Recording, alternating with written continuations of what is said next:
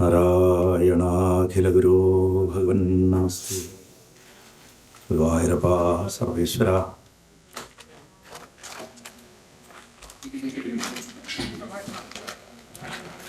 നാരായണ നാരായണ നാരായണ.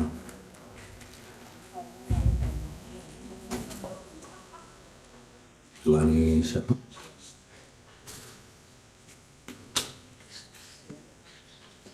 നമ്മൾ കഴിഞ്ഞ പ്രഭാഷണത്തിൻ്റെ അവസാനത്തിൽ ഭഗവാന്റെ വംശാവലിയെക്കുറിച്ചാണ് പറഞ്ഞു നിർത്തിയത്. ഞാൻ അവതാരത്തിലേക്ക് എത്തുന്നതിന് മുമ്പ് ആ വംശാവലിയെക്കുറിച്ചൊന്ന് പറയാം. അവതാരവും അതിന് ശേഷമുള്ളത് അധികം വിസ്തരിക്കില്ല, കാരണം മൂപ്പർ ഓൾറെഡി വളർന്ന് പിത്തരെത്തി പറ വെച്ചുകൊണ്ടിരിക്കുന്നുണ്ട്. അതിൻ്റെ ഇടയിൽ ഇദ്ദേഹം എന്നോട് പറഞ്ഞു, അതുകൊണ്ട് ആ ഭാഗമൊന്നും പറയണ്ട, അവിടുന്ന് അങ്ങോട്ടുള്ളത് പറഞ്ഞു. ഞാൻ ഓൾറെഡി വളർന്ന് ഏകദേശം ഇപ്പോൾ മുതിർന്ന് തുടങ്ങി, കുറച്ച് കാലങ്ങളൊക്കെ കടന്നുപോയി എന്ന് പറഞ്ഞു കഴിഞ്ഞു. അപ്പോൾ അദ്ദേഹത്തിൻ്റെ ആ വംശാവലി ഒന്ന് പറയേണ്ടത് വളരെ ആവശ്യമാണ്. അതെന്തുകൊണ്ടാണെന്ന് വെച്ച് കഴിഞ്ഞാൽ പലപ്പോഴും ശിശുപാലൻ ആരാ, ദന്തഭക്തൻ ആരാ, ഇതൊന്നും ഒരു കണക്ഷൻ കിട്ടാതെയാണ് ആൾക്കാർ പലപ്പോഴും ഭഗവാനുമായിട്ട് ബന്ധപ്പെട്ട് കാണുന്നത്. അപ്പോൾ ചന്ദ്രൻ്റെ വംശത്തു നിന്ന് ബുധൻ ജനിച്ചതും പുരൂരവസ് ജനിച്ചതും അതിൻ്റെ ആ തുടർച്ചയായിട്ട് വന്ന് ശൂരസേനൻ എന്നു പേരുള്ള രണ്ടാമത്തെ രാജാവ്, നമ്മളിപ്പോൾ ഇന്ന് പറയില്ലേ ജോർജ് രണ്ടാമൻ എന്നൊക്കെ പറഞ്ഞ പോലെ ശൂരസേനൻ രണ്ടാമൻ. ശൂരസേനൻ ഓൾറെഡി ഉണ്ട്, കുറേ തലമുറകൾക്ക് മുമ്പ് ഒരു ശൂരസേനനുണ്ട്. അത് കൂടാതെ ഒരു ശൂരസേനൻ ജനിക്കുന്നു. ആ ശൂരസേനൻ ചിത്രരഥൻ്റെ പുത്രനായിട്ടുള്ള വിദുരഥൻ്റെ മകനായിട്ടായിരുന്നു ആദ്യത്തെ ശൂരസേനൻ ജനിക്കുന്നത്. അങ്ങനെ ആ ക്രമത്തിൽ കുറച്ച് ആ വംശങ്ങൾ വരുമ്പോൾ വീണ്ടും ഒരു ശൂരസേനൻ ഹൃദീകൻ്റെ പുത്രനായിട്ട് ജനിക്കും. ആ മറ്റ് കൂടപ്പറപ്പുകളൊക്കെ ഉണ്ട് അദ്ദേഹത്തിന്, ദേവബാഹു ശതബാഹു എന്നൊക്കെ പറഞ്ഞിട്ടുണ്ട്, ആ ശതധനു കൃതവർമ്മ എന്നൊക്കെ പറഞ്ഞിട്ടുണ്ട്. അവരുടെ നിന്നൊക്കെ ഈ യാദവംശം ഫർദർ വലുതായി വരികയാണെങ്കിൽ ഈ ശൂരസേനൻ്റെ ലീനിയേജിലാണ് ഭഗവാൻ ജനിക്കുന്നത്. അദ്ദേഹം മാരിഷ എന്നു പേരുള്ള ഒരു സ്ത്രീരത്നത്തിനെ വിവാഹം ചെയ്തു. അവർക്ക് 10 ആൺമക്കളും 5 പെൺമക്കളും ഉണ്ടായി. അതിൽ ആദ്യത്തെ മകൻ ജനിച്ച സമയത്ത് ആകാശത്തുള്ള അശരീരിയൊക്കെ പോലെ ദുന്ദുബി നാദം മുഴങ്ങണ കേട്ടു എന്നാണ്. പെരുമ്പറകൾ കൊട്ടി, അതായത് ചെറിയ ഡ്രമ്മുകളുണ്ട്, അതാണ് ദുന്ദുബികൾ. അതിലും വലിയ ഡ്രമ്മുകളുണ്ട്, അത് ആനകങ്ങളെന്ന് വരും. ഈ ആനകവും ദുന്ദുബി മുഴങ്ങിയതുകൊണ്ട് ഈ കുട്ടിക്ക് ആനക ദുന്ദുബി എന്നാണ് പേരിട്ടത്. അവനെ എല്ലാവരും വസുദേവൻ എന്ന് വിളിച്ചു. അതായത് നാളെ കൃഷ്ണൻ്റെ പരമാത്മാവിൻ്റെ പിതാവാകാൻ പോകുന്ന ഒരാളുടെ വരവറിയിച്ചുകൊണ്ട് അച്ഛൻ ജനിച്ചപ്പോൾ തന്നെ വസുദേവൻ്റെ ജനന സമയത്ത് തന്നെ പെരുമ്പറകൾ ഇങ്ങനെ ആകാശത്ത് മുഴങ്ങിയെന്നാണ്. അതുകൊണ്ട് അദ്ദേഹത്തിന് എപ്പോഴും അധികവും മഹാഭാരതത്തിലും ഭാഗവതത്തിലും പല സ്ഥലത്തും ആനകദുന്ദുബി എന്നാണ് പറയുക. വസുദേവൻ എന്ന് പറയണതിനെക്കാട്ടിലും കൂടുതൽ പല സ്ഥലത്തും ആനകദുന്ദുബി എന്നാണ്. ഈവൻ നാരദ മഹർഷി പിൽക്കാലത്ത് വസുദേവന് ഉപദേശം കൊടുക്കുമ്പോൾ പോലും ആനകദുന്ദുബി എന്ന് പറഞ്ഞിട്ടാണ് അഭിസംബോധന ചെയ്യുന്നത്. അങ്ങനെ ഈ വസുദേവർക്ക് ദേവഭാഗൻ, ദേവസ്രവസ്, ആനകൻ, സൃഞ്ജയൻ, ശ്യാമകൻ, കങ്കൻ, ശമീകൻ, വത്സകൻ, വൃഗൻ, ഇങ്ങനെ 9 സഹോദരങ്ങളും. സംസാരം കുറച്ച് എനിക്ക് കുറച്ച് ഉപകാരമായിരിക്കും, എൻ്റെ തൊണ്ട ഒട്ടും ശരിയല്ല. ഭഗവാന് കുഴപ്പമൊന്നുമില്ല, എനിക്കേ ഉള്ളൂ. ആ വസുദേവന് 5 പെങ്ങന്മാരും ജനിച്ചു. പ്രഥ, ശ്രുതദേവി, ശ്രുതകീർത്തി, ശ്രുതസ്രവസ്, രാജാതിദേവി, ഇങ്ങനെ 5 സിസ്റ്റേഴ്സാണ് ജനിച്ചത്. അതിൽ ആദ്യത്തെ സിസ്റ്റർ ഈ പ്രഥയെ ശൂരസേനൻ തൻ്റെ സുഹൃത്ത് കുന്തി ഭോജന മക്കളില്ലാത്തത് കാരണം വളർത്താൻ കൊടുത്തു. അതുകൊണ്ട് അവൾ കുന്തി എന്നറിയപ്പെട്ടു. ബാക്കിയുള്ള പെൺമക്കൾ വസുദേവൻ്റെ ഒപ്പം തന്നെയാണ് വളർന്നത് ശൂരസേനൻ്റെ മക്കളിൽ. അതിൽ ഈ കുന്തി ദേവിക്ക് ദുർവാസാവ് കൊടുത്ത ദേവഹൂതി വിദ്യ എന്ന് പറയും ആ മന്ത്രത്തിനെ. ആ മന്ത്രത്തിൻ്റെ പേരനാണ് ദേവഹൂതി വിദ്യ എന്നത്. ദേവന്മാരെ വിളിച്ചു വരുത്താനുള്ള കഴിവ്. ആ കഴിവ് കൊണ്ട് കർണനും പിന്നീട് പാണ്ഡുവിനെ കല്യാണം കഴിച്ചതിന് ശേഷം യുധിഷ്ഠിരാദികളൊക്കെ ജനിച്ചു എന്ന് പറയുന്നു. അതിന് ശേഷം ഈ ബാക്കിയുള്ള കുന്തിയുടെ സിസ്റ്റേഴ്സിനെ ആരൊക്കെയാണ് വിവാഹം ചെയ്തതെന്ന് വളരെ ചുരുക്കി പറയുന്നു. അത് ശുഗമഹർഷി പറയാണ്, ഈ കുന്തിയെ കല്യാണം കഴിച്ചത് നിൻ്റെ മുതുമുത്തച്ഛനായിട്ടുള്ള വീരനായിട്ടുള്ള പാണ്ഡുവാണ് കല്യാണം കഴിച്ചത്. അതായത് അവനവൻ്റെ വംശത്തിനെക്കുറിച്ചൊരു ബോധം ഉണ്ടാക്കി കൊടുക്കുകയാണ് അവിടെ. അതിനുശേഷം ഈ വൃദ്ധശർമ്മൻ എന്ന് പറയുന്ന കരൂഷ വംശത്തിലെ രാജാവ് ശ്രുതദേവിയെ കല്യാണം കഴിച്ചു. അവളിലുണ്ടായ പുത്രനാണ് ദന്തഭക്തൻ. ദന്തഭക്തനൊക്കെ കസിനാണ് ശരിക്കും ഭഗവാന്റെ. അച്ഛൻ്റെ പെങ്ങന്മാരുടെ മക്കളാണ് ഇവരൊക്കെ. ദന്തവക്ത്രൻ അങ്ങനെയാണ് ജനിക്കുന്നത്. ദന്തവക്ത്രനായിട്ട് ജനിച്ചത് വിജയനാണ്, ജയവിജയന്മാരിൽ. അതായത് ആരാണോ കുംഭകർണനായിട്ടും ഹിരണ്യാക്ഷനായിട്ടും ജനിച്ചത് അതേ ആൾ തന്നെ. അതിനുശേഷം ദൃഷ്ടകേതു എന്ന് പറയുന്ന രാജാവ്, കേകയത്തിലെ കൈകേയുടെയൊക്കെ രാജ്യമാണ് കേകയം, അവിടുത്തെ ദൃഷ്ടകേതു എന്ന് പറയുന്ന രാജാവ് ശ്രുതകീർത്തിയെ കല്യാണം കഴിച്ചു. അവരിൽ 5 മക്കൾ ജനിച്ചു. അതുപോലെ ജയസേനൻ രാജാതിദേവിയെ കല്യാണം കഴിച്ചു. അതിലാണ് ഈ വിന്ദനും അനുവിന്ദനും ജനിക്കുന്നത്. വിന്ദാനുവിന്ദന്മാരുടെ കഥയൊക്കെ ഭാഗവതത്തിൽ വരുന്നുണ്ട്. അതേപോലെ ശ്രുതസ്രവ എന്ന് പറയുന്ന കുന്തിയുടെ തൊട്ടു താഴെ വരുന്ന അനിയത്തിയെ ദമഘോഷൻ എന്ന് പറയുന്ന ചേതിയിലെ രാജാവ് കല്യാണം കഴിച്ചു. അവരുടെ മകനായിട്ട് ശിശുപാലൻ ജനിച്ചു. ഇങ്ങനെ ഈ വംശാവലി മുഴുവൻ വരണു. അതുപോലെ കംസൻ്റെ വംശാവലി പറഞ്ഞു, കംസൻ്റെ മക്കളെക്കുറിച്ച് പറഞ്ഞു. എന്നിട്ട് ശേഷമാണ് ആനകദുന്ദുബിയുടെ മക്കളെക്കുറിച്ച് പറയുന്നത്. വസുദേവന് നമ്മുടെ അറിവിൽ സാധാരണ ദേവകി, രോഹിണി 2 ഭാര്യമാർ മാത്രമാണ്. പക്ഷെ ശരിക്ക് ഭാഗവത പ്രകാരം അങ്ങനെയല്ല. പൗരവി എന്ന് പറയുന്ന ഒരു ദേവി, പിന്നെ രോഹിണി, പിന്നെ ഭദ്ര, പിന്നെ മധുര, രോചന, ഇള, ദേവകി. ഇങ്ങനെയാണ് പത്നിമാരുടെ ക്രമം.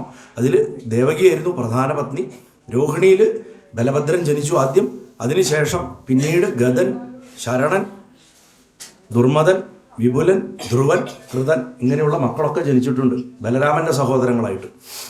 അതേപോലെ പൗരവിയിൽ ജനിച്ചതാണ് സുഭദ്രൻ, ഭദ്രവാഹൻ, ദുർമദൻ, ഭദ്രൻ. ഇതൊക്കെ ഭഗവാന്റെ സഹോദരങ്ങളാണ്. അതിനുശേഷം ഇവരൊക്കെ ജീവിച്ചിരുന്ന സഹോദരങ്ങളാണ്, കൊല്ലപ്പെട്ട സഹോദരങ്ങളല്ല. പിന്നെ നന്ദൻ, ഉപനന്ദൻ, കൃതകൻ, ശൂരൻ തുടങ്ങിയവരൊക്കെ മദിര എന്ന് പറയുന്ന പത്നിയിൽ ജനിച്ചു. അതുമാതിരി ഒരു ഭാര്യ ഉണ്ടായിരുന്നു, കൗസല്യ എന്ന് പറഞ്ഞിട്ടൊരു ഭാര്യ ഉണ്ടായിരുന്നു പറയുന്നത്. അതിൽ കേശിനി എന്ന് പറയുന്ന ഒരു മകൻ ജനിച്ചു എന്ന് പറയുന്നുണ്ട്.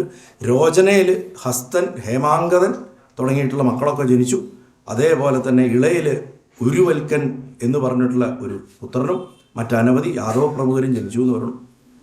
ധൃതദേവി എന്ന് പറയുന്ന ദേവിയിൽ വിപ്രസ്ഥൻ എന്ന് പറയുന്ന മകൻ ജനിച്ചു എന്ന് പറയുന്നു. അതേപോലെ തന്നെ ശ്രമയിൽ ശാന്തിദേവൻ എന്ന് പറഞ്ഞിട്ടൊരു മകൻ ജനിച്ചു എന്ന് പറയുന്നു. ഇങ്ങനെ 51ഓളം മക്കളാണ് യഥാർത്ഥത്തിൽ അദ്ദേഹത്തിന് ഉണ്ടായിരുന്നതെന്നാണ് പറയണത്, പല ഭാര്യമാരിലായിട്ട്. എങ്ങനെയാണെങ്കിലും ഈ ദേവകിയുടെ പുത്രനായിട്ടാണ് ഭഗവാൻ ആദ്യം 6 പേരും പിന്നെ 7ാമത്തെ ഗർഭത്തിനെ ആവാഹിച്ച് രോഹിണിയുടെ ഗർഭത്തിലേക്ക് മാറ്റിയതുകൊണ്ട് അദ്ദേഹത്തെ കണക്കാക്കില്ല. 8ാമതായിട്ട് ഭഗവാനും ജനിക്കുന്നത്. പിന്നെ തടവിൽ നിന്നൊക്കെ മോചിപ്പിക്കപ്പെട്ട് വന്നതിന് ശേഷം ദേവകിയിൽ വസുദേവന് ജനിച്ച പുത്രിയാണ് സുഭദ്ര. അപ്പം ഈ സുഭദ്രയാണ് നിൻ്റെ അച്ഛൻ, സുഭദ്രയാണ് നിൻ്റെ അച്ഛൻ അഭിമന്യുവിനെ പ്രസവിച്ചത് എന്ന് പറഞ്ഞിട്ട് ആ വംശാവലിയെ കൊണ്ടുപോയിട്ട് അവിടെ വീണ്ടും യോജിപ്പിച്ച് വെക്കണം.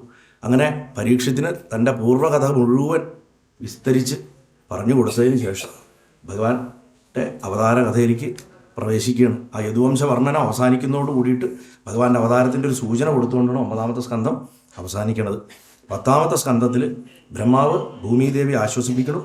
കംസൻ ദേവകിയെ കൊല്ലാൻ തുടങ്ങുന്നത്, വസുദേവരുടെ വാക്കനുസരിച്ചിട്ട് അതിന് പിന്മാറണത്, കംസൻ ദേവകിയുടെ ആദ്യത്തെ 6 മക്കളെ കൊല്ലണത്, ഭഗവാന്റെ ദേവകീ ദേവിയുടെ ഗർഭത്തിലേക്ക് ഭഗവാൻ 3ാം മാസത്തിൽ പ്രവേശിക്കണത്.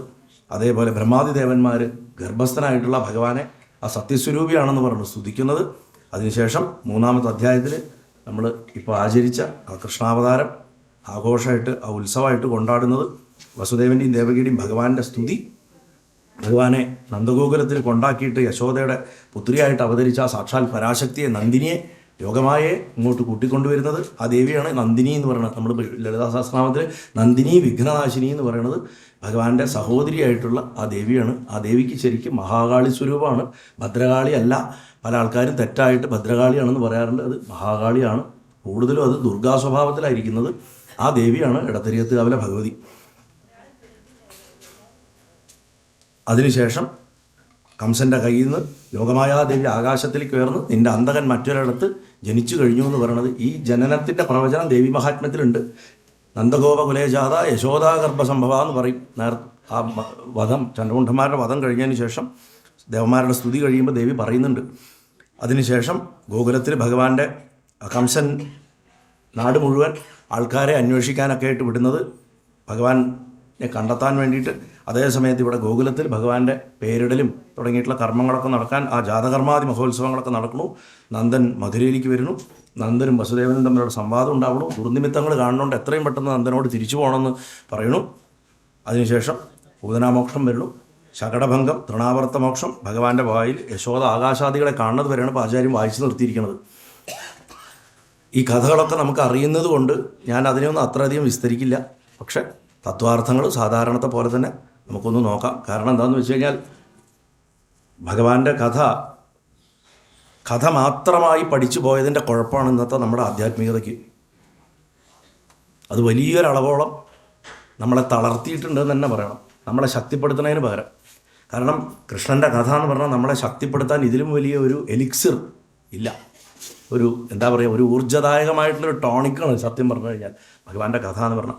8ാമത്തെ സ്കന്ധത്തിൽ പാലാഴിമഥനം കഥ പറഞ്ഞ സമയത്ത് ദൈവീ പ്രകൃതി ച മായ, ആ മായയുടെ പരമോന്നത ഭാവമായിട്ടുള്ള മോഹിനിയുടെ കഥ പറഞ്ഞു. ആ മോഹിനി ജയിക്കണത് നോക്കൂ. സാധാരണ നമ്മൾ മായയെ വെറുക്കുക ചെയ്യുക, മായ വേണ്ട പറയും. പക്ഷെ ദേവന്മാരാകണ സാധകന്മാർക്ക് ബ്രഹ്മജ്ഞാനമാകണ അമൃത് കൊടുക്കാൻ അവസാനം മായ സഹായിക്കേണ്ടി വന്നു, അല്ലേ? അപ്പം മായയ്ക്ക് അങ്ങനെ ഒരു വശമുണ്ട്.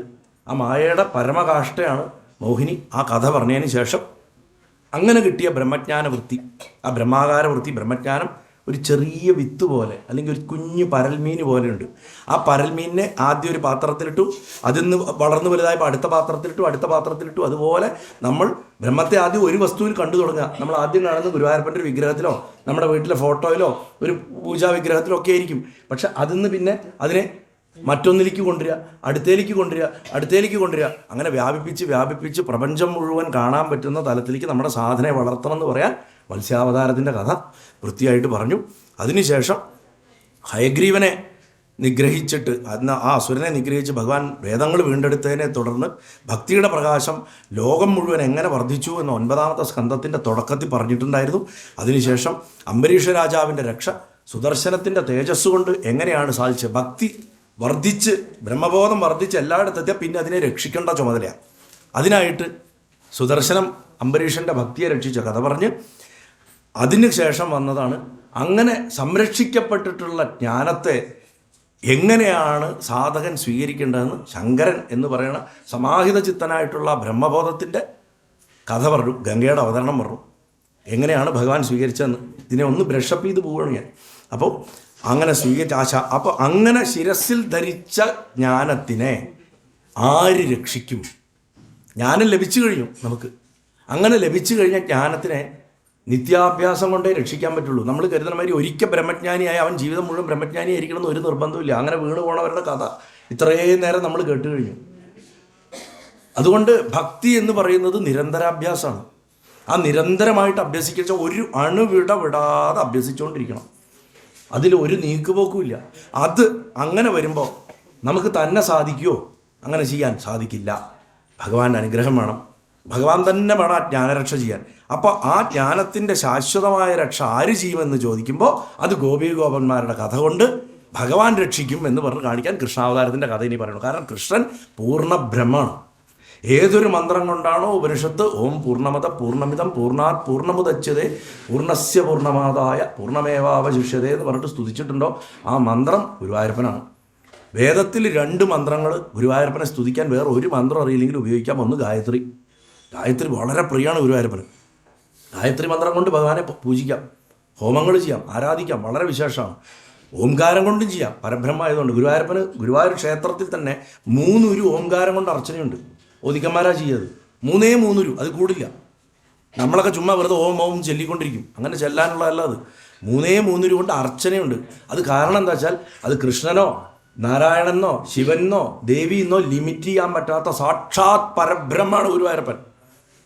അതിൻ്റെ തന്ത്രം തരണ തെളിവാണത് ഓംകാരം കൊണ്ട്. എല്ലാ ക്ഷേത്രങ്ങളിലും ഓംകാരം കൊണ്ട് അർച്ചനയില്ല. കൃഷ്ണൻ്റെ എത്രയോ ക്ഷേത്രങ്ങളുണ്ട്, വിഷ്ണുവിൻ്റെ എത്രയോ ക്ഷേത്രങ്ങളുണ്ട്, ഓംകാരം കൊണ്ട് അർച്ചനയില്ല. ഭഗവാൻ അധികം മന്ത്രങ്ങളില്ല ഗുരുവായൂരപ്പന്, ലളിതമായ മന്ത്രങ്ങളേ ഉള്ളൂ. അതും അഷ്ടാക്ഷരം ഓം നമോ നാരായണ. സഹസ്രനാമം കൊണ്ടുപോലും പൂജയില്ലാത്ത സ്ഥലമാണ് ഗുരുവായൂർ ക്ഷേത്രം. സഹസ്രനാമം പോലും പുറത്ത് ജപിക്കുകയും ചെയ്യുക, അത്ര ലളിതമാണ്. എന്നാൽ വേദമന്ത്രങ്ങൾ ധാരാളം ഉണ്ട് താനും, അത് പ്രത്യേകിച്ച് ഈ ഗായത്രി. അപ്പോൾ ഗായത്രി വളരെ വിശേഷം. ഈ പൂർണ്ണമത പൂർണ്ണമിതം എന്നുള്ള മന്ത്രത്തിനെ കൃഷ്ണനായിട്ട് ധ്യാനിക്കുന്നത് വളരെ വിശേഷമാണ്. കാരണം ഭഗവാന്റെ പൂർണ്ണത അതിൽ പറഞ്ഞു വെച്ചിരിക്കണം. അപ്പം ജ്ഞാനരക്ഷ ചെയ്യുന്ന സമയത്ത് നമ്മുടെ എഫർട്ട് ഇട്ടിട്ട് നമുക്ക് കിട്ടിയിട്ടുള്ള ബ്രഹ്മബോധത്തിനെ നിലനിർത്തേണ്ട ഒരാവശ്യങ്ങളുണ്ട്. ആ രക്ഷയെ ചെയ്യണ സമയത്ത് നമുക്ക് അനവധി വിഘ്നങ്ങൾ വരും. ആ വിഘ്നങ്ങൾ കൃഷ്ണരൂപിയായിട്ടുള്ള ബ്രഹ്മഭാവം കൊണ്ട് അകന്നു പോകും എന്ന് പറയണം. ഈ ജ്ഞാനരക്ഷ ചെയ്യണേൻ്റെ കഥകളാണ് കൃഷ്ണാവതാരത്തിൽ 10ാമത്തെ സ്കന്ധത്തിൽ മിക്ക കഥകളും. സൂക്ഷിച്ച് നോക്കിയാൽ കൂടുതൽ തത്വമൊന്നും പറയാനില്ല.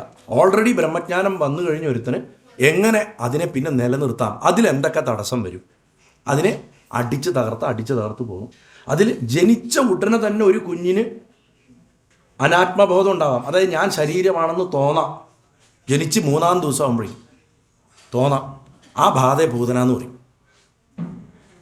അതുകൊണ്ട് അതിനെ പ്രാണനെ തന്നെ എടുത്തിട്ട് വധിച്ചു. ഭഗവാൻ യോഗിയായിരുന്നുകൊണ്ട് ആ പ്രായത്തിൽ തന്നെ ബോധം ഉണ്ടായിരുന്നു അബ്രഹ്മമായിട്ടുള്ള ഒന്നും തന്നെ ബാധിക്കരുതെന്ന്. അതുകൊണ്ട് ഡേ 3 ഫസ്റ്റ് കൊല കൊന്നോണ്ടാണ് തുടങ്ങണം. ശ്രദ്ധിച്ചാൽ കാണാം, രാമനും കൃഷ്ണനും സ്ത്രീയെ വധിച്ചിട്ടാണ് ജീവിതം തുടങ്ങുന്നത്. അതെന്തുകൊണ്ടാ വെച്ചാൽ സ്ത്രീ എന്നുള്ളത് കൊണ്ട് മോശം എന്നുള്ളതല്ല, സ്ത്രീയെ മായാരൂപിണിയായിട്ടാണ് സങ്കല്പിക്കുന്നത് എപ്പോഴും വേദാന്തം. അപ്പം മായയെ വധിക്കുക, താടക എന്താ കൺഫ്യൂഷൻസ് ആണെന്ന് ഞാൻ പറഞ്ഞു, ഭ്രാന്തി എന്ന് പറഞ്ഞ അവസ്ഥയാണെന്ന് പറഞ്ഞു. അതിന് 12 വയസ്സാവേണ്ടി വന്നു, അല്ലെങ്കിൽ 9 വയസ്സ് 12 വയസ്സെന്നൊക്കെ അതിന് മാറ്റങ്ങളുണ്ട്. എന്നാലും അത്രയും കാലം ഭഗവാൻ 3-ാമത്തെ ദിവസം അത് ചെയ്തത്. അതായത് തനിക്കൊരു പേര് പോലും കിട്ടിയിട്ടില്ല. യശോദയുടെ കുട്ടി, നന്ദഗോപൻ്റെ മകൻ എന്നൊക്കെയാണ് അപ്പം മേൽവിലാസം. 28 വരെ അമ്മയുടെ പേര് നക്ഷത്രത്തിലല്ലേ നമ്മൾ വഴിപാട് കഴിക്കുക പണ്ടൊക്കെ. അങ്ങനെയൊക്കെ ആയിരുന്നു കേട്ടോ അവിടെ നമ്മുടെ നാട്ടിൽ. 28 വരെ കുട്ടിയുടെ പേരും നാളിലും കഴിക്കില്ല. 28-ന് പേരിട്ട് കഴിഞ്ഞിട്ട് ചരട് കെട്ടി കഴിഞ്ഞ് കഴിഞ്ഞാലാണ് മാറ്റുള്ളൂ. അതുവരെ പ്രസവിച്ച അമ്മയുടെ പേരിലാണ്, അമ്മയുടെ പേര് നാളിനെ കുട്ടിക്ക് കഴിക്കുക. കാരണം അമ്മയുടെ ശരീരമായിട്ടുള്ള ബന്ധം പൂർണ്ണമായിട്ടും പോകാത്തോണ്ടാണത് ആ സമയത്ത്. എന്താണെങ്കിലും ഈ ഗോപന്മാരുടെ കഥ കൊണ്ട് വിവരിച്ചിരിക്കണമെന്ന് പറഞ്ഞു. ഗോച്ചാൽ അവിടെ പശുവിനെ പാലിക്കണമെന്നൊക്കെ നമ്മൾ പറയും. പക്ഷേ ഗോ ശബ്ദം യാസ്കൻ നിരുക്തം പറഞ്ഞ പ്രകാരം, വേദാർത്ഥം പറഞ്ഞ പ്രകാരം കഴുത്തിൽ സ്ഥിതി ചെയ്യണ ധർമ്മം കഴുത്തിൽ സ്ഥിതി ചെയ്യണം, കർമ്മവും കഴുത്തിലാണ് സ്ഥിതി ചെയ്യണം. ഞാൻ പറഞ്ഞു അതുകൊണ്ടാണ് കാളകൂടം കഴുത്തിലായിരിക്കണമെന്ന് നീലകണ്ഠം എന്ന് പറഞ്ഞു. കഴുത്തിൽ ഭഗവാൻ മഹാദേവൻ കർമ്മരൂപിയായ വിഷത്തെ ധരിച്ചിരിക്കുന്നു. നാരായണൻ കഴുത്തിൽ ചോക്കറായിട്ട് ധർമ്മരൂപിയായിട്ടുള്ള കൗസ്തുഭത്തെ ധരിച്ചിരിക്കണം. ഞാൻ വാക്ക് തന്നിരുന്നു കൗസ്തുഭം എന്താ പറയാമെന്ന് കൃഷ്ണാവതാരം വരുമ്പോൾ. അതിപ്പോൾ അവിടെ പാലിക്കുകയാണ്. ധർമ്മമാണ് കൗസ്തുഭം. ആ ധർമ്മമായിട്ടുള്ള കൗസ്തുഭത്തിനെ ഒരക്ഷരം കൊണ്ട് വിവക്ഷിക്കണതാണ് ഗോ. അത് രത്നം എന്ന് മാത്രമല്ല ധർമ്മമാണ് ഗോ. അതിനെ നമ്മൾക്കിപ്പോൾ വ്യാകരണത്തിലും സംഗീതം പഠിച്ചിട്ടുള്ളവർക്കൊക്കെ അറിയാം. ഉദാത്തം, അനുദാത്തം, മന്ദം, ഉച്ചം എന്നൊക്കെ പറയും. ധർമ്മത്തിനും ഇതേപോലുള്ള ക്ലാസിഫിക്കേഷൻസ് കൊടുത്തിട്ടുണ്ട്. ലോവർ ലെവൽ ധർമ്മങ്ങൾ ഞാൻ പറഞ്ഞു. ദേശത്തിനും കാലത്തിനും അനുസരിച്ച് ധർമ്മം മാറാം, സമയത്തിന് അനുസരിച്ചിട്ടുള്ള ധർമ്മം മാറുന്നത് പറഞ്ഞു തന്നില്ലേ കഴിഞ്ഞ ദിവസങ്ങളിൽ. ഗുണവും ദോഷത്തിനും അനുസരിച്ചും ധർമ്മം മാറാം. ഇങ്ങനെയുള്ള ധർമ്മങ്ങളുടെ ചർച്ചകൾ വരുന്ന കഥകളൊക്കെ നമ്മൾ കേട്ട് കഴിഞ്ഞു. അത് കഴിഞ്ഞാൽ ഗോവിന് മറ്റൊരർത്ഥം ആകാശം എന്ന് കൊടുക്കണം, സ്വർഗം എന്ന് കൊടുക്കണം, വജ്രം എന്ന് കൊടുക്കണം, ഭൂമി എന്ന് കൊടുക്കണം, പ്രകാശം എന്ന് കൊടുക്കണം, ഋഷി എന്ന് കൊടുക്കണം, ഉപാസന എന്ന് കൊടുക്കണം, ജ്ഞാനം എന്ന് കൊടുക്കണം, ആത്മാവ് എന്ന് കൊടുക്കണം. അപ്പം ചുരുക്കി പറഞ്ഞാൽ ഈ പറഞ്ഞ കാറ്റഗറികളിൽ വരുന്ന എന്തിനേയും രക്ഷിക്കുന്നവൻ ഗോപൻ, ഗോപി, ഇവരുടെ ഒക്കെ രാജാവായിട്ടിരിക്കണവൻ ഗോവിന്ദൻ. അപ്പോൾ അവനവൻ തന്നെ രക്ഷിക്കണം എന്നുള്ളതാണ്. നമ്മുടെ ബ്രഹ്മജ്ഞാനത്തിനെ, നമ്മുടെ ആത്മാവിൻ്റെ ശുദ്ധിയെ നമ്മൾ രക്ഷിക്കണം. അങ്ങനെ രക്ഷ കഷ്ടപ്പെട്ട് ചെയ്യണവനാണ് ഗോപൻ. അങ്ങനെ വരുമ്പോൾ ആധ്യാത്മിക സാധനയിൽ ഇറങ്ങിയിരിക്കുന്ന നമ്മളൊക്കെ ചെറിയൊരു തരത്തിൽ ഗോപന്മാരും ഗോപികളും ആണ്. ആ ഭഗവാൻ ഗോവിന്ദൻ്റെ സഹായത്തോടെ വേണം നമുക്കൊക്കെ ഗോവിന്ദനായി മാറാൻ. ഈ സഹായം ഇനി സന്താനഗോപാലൻ കഥയിൽ വരും. സന്താനഗോപാലൻ കഥ പറയുമ്പോൾ എങ്ങനെയാണ് ഭഗവാൻ ഈ ഗോ എന്ന് പറയുന്ന ജ്ഞാനത്തിനെ ശരിക്കും രക്ഷിക്കണമെന്ന് നമുക്ക് മനസ്സിലാവും. അങ്ങനെ പരീക്ഷത്തിനെ പോലുള്ളവർക്ക് 7 ദിവസം കൊണ്ട് ജ്ഞാനം കൊടുത്ത് സ്ഥിതപ്രജ്ഞ ദശ ഉണ്ടാക്കുക എന്നുള്ളതാണ് ഭാഗവതം എന്ന് പറഞ്ഞ മഹാഗ്രന്ഥത്തിൻ്റെ മുഖ്യമായിട്ടുള്ള ഉദ്ദേശം. ഈ ലക്ഷ്യം നമ്മൾ മറക്കരുത്. നമ്മൾ സാധാരണ സ്ക്രീൻ പ്ലേ എഴുതുമ്പോൾ പറയും, തിരക്കഥ എഴുതുമ്പോൾ എഴുതി കാട് കയറി. ആദ്യം പറയുമ്പോൾ കഥ കേൾക്കാൻ നല്ല രസമായിരിക്കും. പിന്നെ ഡിസ്കസ് ചെയ്ത് ആവശ്യമില്ലാത്തതൊക്കെ കുത്തി കയറ്റി വരുമ്പോൾ ഇത് എഴുതി നശിക്കും. അപ്പോൾ നമ്മൾ സാധാരണ ഈ ആദ്യം കിട്ടിയ 2 വരി എഴുതിയിട്ട് ചുമരിൽ ഒട്ടിച്ച് വെക്കണമെന്ന് ഇടയ്ക്കിടയ്ക്ക് നോക്കാൻ, വഴി തെറ്റാണ്ടിരിക്കാൻ. നമ്മുടെ ലക്ഷ്യം ഇതാണ്. ഇതാണ് ഇതിൻ്റെ കഥയുടെ തുടക്കം, ഇത് നടുക്ക്, ഇത് ക്ലൈമാക്സ്. ഇല്ലെങ്കിൽ വഴിതെറ്റിപ്പോവും. അതേപോലെ ഇടയ്ക്കിടയ്ക്ക് ഓർമ്മിപ്പിക്കണം. 7 ദിവസം കൊണ്ട് സ്ഥിതപ്രജ്ഞ ദശ കിട്ടാൻ വേണ്ടിയിട്ടാണ് ഭാഗവതം പറഞ്ഞത്. 7 ദിവസം കൊണ്ട് കിട്ടാൻ വേണ്ടിയിട്ടാണ്. ഇതിങ്ങനെ ഓരോ ദിവസവും ഓർമ്മിപ്പിക്കണം എന്നുള്ളത് ഗുരുവായൂരപ്പൻ്റെ ഒരു നിഷ്ഠയാണ്. അതിങ്ങനെ ഓർമ്മിപ്പിച്ചുകൊണ്ടിരിക്കും. ഇല്ലെങ്കിൽ നമ്മളിത് മറന്നുപോകും.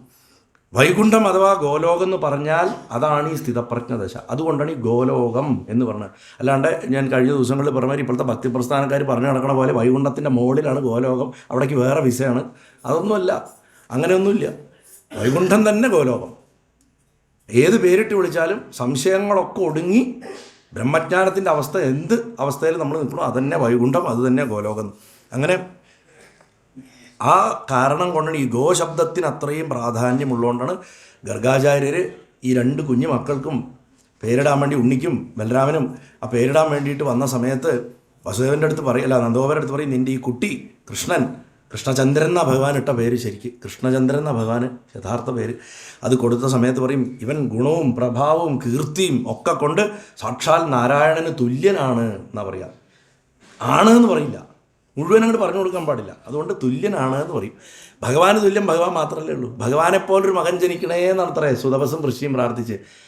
തന്നെപ്പോലെ മറ്റാരെയും കാണാത്തതുകൊണ്ട് ഭഗവാൻ തന്നെ ജനിച്ചു എന്നാണ്. അപ്പോൾ തുല്യൻ എന്ന് പറഞ്ഞു കഴിഞ്ഞാൽ അവിടെ അതാണ്. ആ സമയത്ത് ഒരു വാക്ക് പറയുന്നുണ്ട്.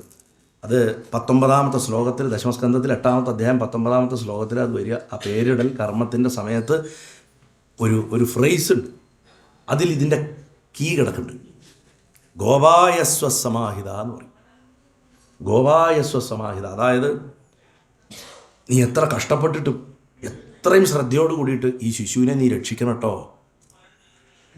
അതായത് ഇതൊരു അനർഘരത്നാണ്, ഇതിനെ കളയരുത്. ഇത് വാസ്തവത്തിൽ നമ്മളോടാ പറയണം. നമുക്ക് ബ്രഹ്മബോധം ഒരു നിമിഷാർദ്ധമെങ്കിലും വരുന്നുണ്ടെങ്കിൽ അതിനെ നിലനിർത്തണം. ഇന്നലെ അദ്ദേഹം ഒന്നും വന്നിട്ടില്ല, ആണോ ചേട്ടൻ എന്നോട് ചോദിച്ചിരുന്നു, എങ്ങനെയാണ് നമ്മൾക്കിത് അനുഭവത്തിൽ വരേണ്ടതെന്ന് അറിയാമെന്ന് ചോദിച്ചു. ഞാൻ പറഞ്ഞു, ഇത് സ്പെഷ്യലായിട്ടുള്ള ആൾക്കാർക്ക് മാത്രമല്ല, നമ്മൾ ഓരോരുത്തരും ഇത് അറിയുന്നുണ്ട്, പക്ഷേ അതിനെക്കുറിച്ച് നമ്മൾ അവെയറല്ല. ഒരു എക്സാമ്പിൾ ഞാൻ പറയാം. നിങ്ങൾ കഷ്ടപ്പെട്ട് ക്യൂ നിന്ന് ഇടി കൊണ്ട് ഗുരുവായൂരപ്പൻ്റെ ശ്രീകോവിലിൻ്റെ മുന്നിൽ ചെല്ലുന്നത് എന്തിനാ? കാണാനാണ്. പക്ഷെ നിങ്ങൾ അവിടെ ചെല്ലുമ്പോൾ കണ്ണടയ്ക്കും. ശരിയല്ലേ? കണ്ണടയ്ക്കും. കണ്ണടച്ച് കഴിഞ്ഞാൽ കണ്ണ് തുറക്കുമ്പോഴേക്കും നമ്മളെ പിടിച്ച് തള്ളിയിട്ടുണ്ടാവും. പക്ഷെ വിഷമിക്കരുത്, അവിടെ മുന്നിൽ ചെന്ന്. കാരണം പണ്ട് അഭേദാനന്ദ ആശ്രമത്തിൽ വെച്ചിട്ട് ഒരു സയൻറ്റിസ്റ്റായിട്ടുള്ള എൻ്റെ ഒരു സ്ഥിരം ശ്രോതാവാണ് അവർ എഴുന്നേറ്റ് നിന്നിട്ട് സംശയം ഇങ്ങനെ ചോദ്യോത്തര വേളയിൽ മാഡം ചോദിച്ചു. ഒരു ചന്ദ്രയാൻ പ്രോജക്റ്റിൻ്റെ ഒക്കെ ലീഡറായിരുന്നു, നല്ല സെൻസുള്ള ഒരാളാണ്. അവരെന്നോട് ചോദിച്ചു, അനവധി പേരുണ്ട്, നല്ലൊരു സദസ്സാണ്, എനിക്കൊരു വലിയ കുഴപ്പമുണ്ട് സാറേ, ഇങ്ങനെ എനിക്ക് ഭഗവാന്റെ ഏത് ക്ഷേത്രത്തിലും ശ്രീകോവിലിൻ്റെ മുന്നിലെത്തി അതിൻ്റെ കണ്ണടഞ്ഞു പോകും, അതൊരു ദോഷമല്ലേ, പൂർവ്വകർമ്മത്തിൽ ഞാൻ എന്തോ ചെയ്തുകൊണ്ടല്ലേ എനിക്ക് ഭഗവാനെ കാണാൻ പറ്റാത്തത്. അപ്പം ഞാൻ എണീച്ച് നിന്നിട്ട് പറഞ്ഞു, നിങ്ങളെ ഞാൻ നമസ്കരിക്കുന്നു. കാരണം നിങ്ങൾക്ക് അവിടെ ചെല്ലുമ്പോൾ ഉണ്ടാവുന്നത് ബ്രഹ്മാനുഭൂതിയാണ്. ബ്രഹ്മാനുഭൂതി ഉണ്ടായിക്കഴിഞ്ഞാൽ വിഗ്രഹമായ പോലും പോയിട്ട് അകത്തേക്ക് നോക്കാനാണ് തോന്നുക. അതുകൊണ്ടാണ് കണ്ണടയണത്. നമുക്കൊക്കെ കണ്ണടയുന്നുണ്ട്, നമ്മളിവിടെ വരുമ്പോഴും എവിടെയും നമ്മൾ കണ്ണടയ്ക്കുന്നുണ്ട് 1 മിനിറ്റ്. കാരണം അകത്തേക്ക് നോക്കിയിട്ട് വേണം ഇത് കിട്ടാമെന്ന് ആരും പറഞ്ഞു തരാതെ നമുക്കറിയാം. എന്നിട്ടും നമ്മളത് അറിയാത്ത മാതിരി കാണിക്കണം. അപ്പോൾ അത് അകത്തേക്കാണ് നോക്കേണ്ടത്. ഈ അകത്തേക്ക് നോക്കി ആ കിട്ടിയ സമയത്തിൻ്റെ ദൈർഘ്യം കൂട്ടി കൂട്ടി കൂട്ടി കൂട്ടി കൊണ്ടുവരാൻ സാധിച്ചാൽ നമ്മൾ രക്ഷപ്പെട്ടു. അതാണ് ഇവിടെ ഗോപായസ്വസമാഹിത എന്ന് പറഞ്ഞത്. ഈ കിട്ടിയ ആ ഒരു സെക്കൻഡ് കിട്ടിയതിനെ എത്ര പണിപ്പെട്ടിട്ടും സംരക്ഷിച്ച് വിപുലീകരിക്കണം. ഈ കുഞ്ഞിനെ കഷ്ടപ്പെട്ട് സംരക്ഷിച്ച് വളർത്തി കൊണ്ടുവരണം. അപ്പോൾ ആ തൊട്ടിൽ കിടക്കുന്നത് ബ്രഹ്മവിദ്യയാണ്. ആ തൊട്ടിൽ കിടക്കണം. നിങ്ങളിപ്പോൾ ഇത്ര നേരം പറ വെച്ചതും പഞ്ചസാര കൊടുത്തതും സ്വർണ്ണം അണിയിച്ചതും ഒക്കെ ആ ബ്രഹ്മവിദ്യയാണെന്ന് മനസ്സിലാക്കുക. എന്തുകൊണ്ടാണ് സ്വർണം, മഞ്ഞപ്പട്ട് ഇതൊക്കെ ഇത്ര പ്രാധാന്യമാവണത്? ബ്രഹ്മവിദ്യയാണ്. വ്യാഴം ബ്രഹ്മവിദ്യയാണ്. വ്യാഴത്തിൻ്റെ നിറം മഞ്ഞയാണ്. സ്വർണം വ്യാഴത്തെ കുറിക്കണ ലോഹമാണ്. വെള്ളി വീനസിനെ കുറിക്കണ, ശുക്രനെ കുറിക്കണ ലോഹമാണ്. മഹാലക്ഷ്മിക്ക് പ്രിയം വെള്ളിയാണ്. മഹാലക്ഷ്മിയെ നമ്മൾ സ്വർണം കൊണ്ട് പറയുന്നുണ്ടെങ്കിലും വെള്ളിയാണ്. ഗുരുത്വമായതുകൊണ്ടാണ് സ്വർണം അരയ്ക്ക് കീഴ്പ്പെട്ട് ധരിക്കരുതെന്ന് പറയുന്നത്. കാലിൽ പാദസരം ഇടരുത്, വ്യാഴം നശിക്കും. വ്യാഴം നശിച്ചു കിട്ടും. നേരത്തെ ഞാൻ പറഞ്ഞില്ലേ, ബാത്റൂമിലേക്ക് ഫോൺ എടുത്തിട്ട് പോയാലോ ന്യൂസ് പേപ്പർ കൊണ്ടുപോകണതോ, അതിൻ്റെ വേറൊരു രൂപമാണ് ഇത്. അപ്പോൾ സന്ദർഭവശാൽ പറഞ്ഞു എന്നേ ഉള്ളൂ. ഈ വിധത്തിൽ ഗർഗൻ പറയുന്ന ആ വാക്കാ ഗോപായസ്വ സമാഹിത എന്ന് എപ്പോഴും ഓർക്കുക. ഒരു മന്ത്രം പോലെ മനസ്സിൽ വെക്കണത്.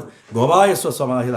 എത്ര കഷ്ടപ്പെട്ടിട്ടും നീ കുഞ്ഞിനെ നോക്കണം, വളർത്തി വലുതാക്കണം എന്ന് എന്താണോ ഗർഗൻ പറഞ്ഞത് നന്ദഗോപരോട്, നമ്മളോടും കൂടിയാണ് അത് പറഞ്ഞിട്ടുള്ളത്. കാരണം ആത്മാനുഭവം ഉണ്ടായാൽ തന്നെയും ആ അനുഭവത്തിനെയും അതിൽ നിന്നുണ്ടാവുന്ന നല്ല സംസ്കാരത്തിനെയും ശ്രദ്ധയോട് കൂടിയിട്ട് എൻ്റെ എന്ന് പറഞ്ഞിട്ട് സൂക്ഷിക്കാണ്ട് അലക്ഷ്യമാക്കി വിട്ടാൽ ചിലപ്പോൾ നമ്മുടെ ജീവിതത്തിലെ ഏക ചാൻസ് ആയിരിക്കും അത്. നമ്മൾ തന്നെ പറയും, കഴിഞ്ഞ തവണ പോയപ്പോൾ അത്രയ്ക്ക് ഇത്തവണ പോയപ്പോൾ ഗുരുവായൂർ പോയപ്പോൾ ഒരു സുഖം കിട്ടിയില്ല എന്ന്. ഇത് സൂക്ഷിച്ച് വെക്കാത്തതുകൊണ്ടാണ്. അത് ഭഗവാൻ കാണിച്ചു തരുകയാണ്.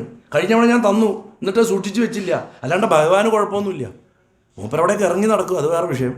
ചില സമയത്ത് ശ്രീകോവിലിനുള്ളിലൊന്നും കാണുമൊന്നുമില്ല. അവിടെയൊക്കെ അന്വേഷിച്ച് നടന്നു കഴിഞ്ഞാൽ ചിലപ്പോൾ ആ പാത്രം കഴുകണോടൊക്കെ ഇരിക്കുന്നുണ്ടാവും. അതൊക്കെ അദ്ദേഹത്തിന് ഇഷ്ടമാണ്. അത് പിന്നെ ആ ക്ഷേത്രമൂർത്തിയാണ്. പക്ഷെ ബോധത്തിൻ്റെ വിഷയമാണ് ഞാൻ പറയണത്. നമ്മൾ അകത്ത് ചെന്നിട്ട് ആദ്യം നമുക്ക് ഇത്തവണ പോയപ്പോൾ എനിക്ക് ഭയങ്കര ദർശനം കിട്ടി പറയും. അടുത്ത തവണ പോകുമ്പോൾ അതിനെ പോലെ ഒന്ന് കിട്ടുമോ എന്ന് പ്രതീക്ഷിച്ച് നമ്മൾ പോകും. നമ്മൾ അതിന് പകരം ചെയ്യേണ്ടത് അപ്പം കിട്ടിയതിനെ അതേപടി നിലനിർത്തി കൊണ്ടുപോയാൽ മതി. അത് നമുക്ക് ചെയ്യാൻ സാധിക്കുന്നില്ല. When he gives just take it, grow it, അത്രയേ ഉള്ളൂ. എപ്പോൾ തരുന്ന് നമുക്ക് പറയാൻ പറ്റില്ല. അതുകൊണ്ട് അങ്ങനെയുള്ള ഭഗവാനെ എങ്ങനെ വളർത്തണം, ആ ഭഗവാൻ നമ്മുടെ ഉള്ളിൽ എന്തൊക്കെ ചെയ്യും, ആ ബ്രഹ്മവിദ്യയെ നമ്മൾ സമാഹിതമാക്കി വെച്ചാൽ, ഗോപായ സമാഹിതമാക്കി വെച്ചാൽ ആ ഭഗവാൻ പിന്നീട് എന്തൊക്കെ ചെയ്യുന്നുള്ളത് ഭഗവാന്റെ ലീലയെ കൊണ്ട് പറയണം. ദശമസ്കന്ധത്തിൽ ഓരോ ആക്ടിവിറ്റി ഞാൻ പറഞ്ഞ മാതിരി 3-ാമത്തെ ദിവസം ജനിച്ചു വീണ കുട്ടിക്ക് മായാസംബന്ധം വരാം, ശരീരബോധം വന്നു, കുട്ടനെ പൂതന എന്ന് പറഞ്ഞിട്ടുള്ള രാക്ഷസിയുടെ കഥ അവിടെ വന്നു. വേദത്തിൽ അഥർവവേദത്തിൽ പൂതന എന്ന് പറഞ്ഞു കഴിഞ്ഞാൽ കൊച്ചു കുഞ്ഞുങ്ങളെ ബാധിക്കുന്ന ഒരു അസുഖത്തിൻ്റെ പേരാണ്. ശ്വാസം കിട്ടാതെ വയറിന്ന് ലൂസ് മോഷൻ പോയി കുട്ടിക്ക് ദൃഷ്ടി മറിഞ്ഞ് ദേഹം വറച്ച് ഒരുതരം പനി വന്ന് മരിച്ചു പോകുന്ന അസുഖമാണ്. അപ്പോൾ ഭഗവാനെ 3-ാമത്തെ ദിവസം ആ അസുഖം ബാധിച്ചിട്ടുണ്ടാവാം എന്ന് ചില ആചാര്യന്മാർ പറയുന്നു. ആ ബാധ അവിടെയാണ് പൂതന എന്ന് പറഞ്ഞത്. ഈ പൂതനയുടെ പ്രത്യേകത തന്നെ എന്താണെന്ന് വെച്ച് കഴിഞ്ഞാൽ, പൂതം എന്ന് പറഞ്ഞു കഴിഞ്ഞാൽ ശുദ്ധി എന്നർത്ഥം. അത് നശിപ്പിക്കണുള്ളൂ.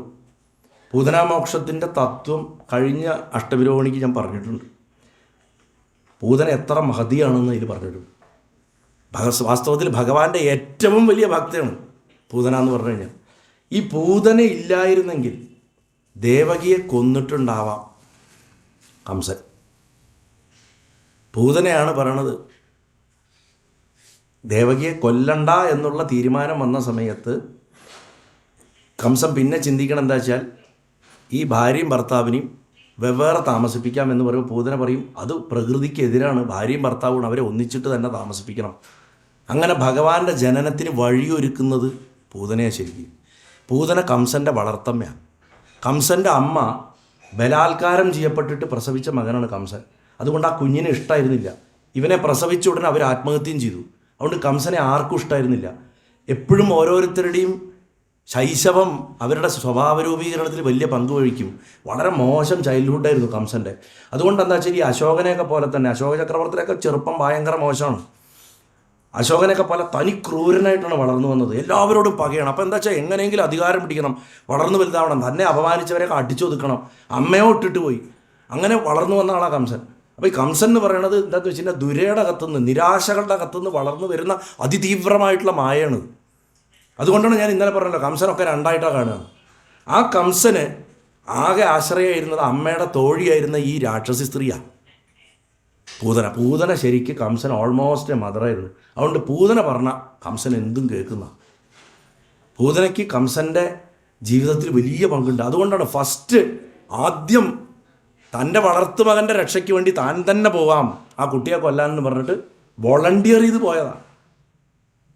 അങ്ങനെ പോയി മരിച്ചു. ഭഗവാന്റെ അനുഗ്രഹം കിട്ടിയതുകൊണ്ട് പൂതനയുടെ ശരീരത്തിനെ ഈ ആനയുടെ മൃതദേഹം മുറിക്കണ മാതിരി പല കഷ്ണമായിട്ട് മുറിച്ചിട്ടിട്ടാണ് കത്തിക്കണത്. ആ കത്തിക്കുന്ന സമയത്ത് ഗോകുലം മുഴുവൻ അഖിലിൻ്റെയും ധൂപത്തിൻ്റെയും ഒക്കെ മണം വന്നു എന്നാണ് പറയുക. കാരണം അഘോരികൾക്ക് മാത്രമേ, അതായത് അഘോരി എന്ന് പറഞ്ഞു കഴിഞ്ഞാൽ ഞാൻ പറഞ്ഞത് അത്രയും ബ്രഹ്മസാക്ഷാത്കാരം വന്ന ആൾക്കാർക്ക് മൃതമായിട്ടുള്ള ശരീരത്തിൽ നിന്ന് പോലും വിസർജ്യത്തിൽ നിന്ന് പോലും എന്തിന്നും സുഗന്ധം വരുള്ളൂ. അപ്പോൾ അത്ര ബ്രഹ്മജ്ഞാനിയായിട്ടൊരാളെന്നെയായിരുന്നു. അത് നമുക്ക് മനസ്സിലാക്കാൻ പറ്റാത്തൊരു ഡയമെൻഷനിലാണ് പൂതന നിൽക്കുന്നത്. ഇപ്പം ഞാൻ പൂതനയുടെ കഥയിലേക്കൊന്നും പോകുന്നില്ല, അതൊക്കെ നമ്മൾ ബ്രഷസ് എഴുതി പോകും. പക്ഷെ ഞാൻ പറഞ്ഞതെന്ന് വെച്ചാൽ ഭഗവാന്റെ സ്പർശം ആദ്യം വരുന്ന ആളാണ്.